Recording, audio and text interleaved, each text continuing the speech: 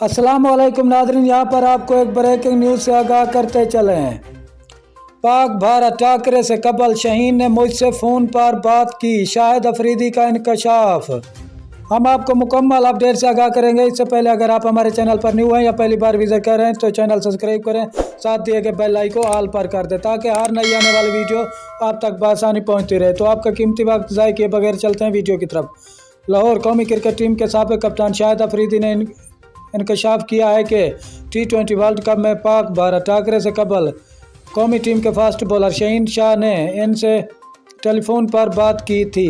निजी टीवी से गुफ्तगू करते हुए शाहीन शाह अफरीदी का कहना था कि नौजवान फास्ट बॉलर ने इन्हें भारत के खिलाफ मुकाबले से कबल टेलीफोन किया था। शाहिद अफरीदी के मुताबिक भारत के खिलाफ पहला मैच खेलने से पहले शाहीन अफरीदी ने इन्हें वीडियो कॉल करके बताया कि मैं थोड़ा सा दबाव महसूस कर रहा हूँ।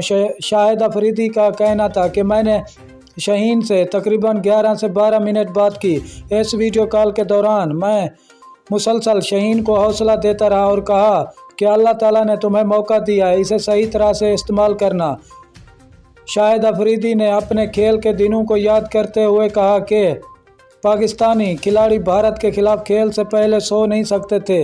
इन्हें मज़ीद कहा कि दोनों ममालिक के दरमियान नाखुशगवार ताल्लुकात के बहस हमेशा ही दबाव रहता है।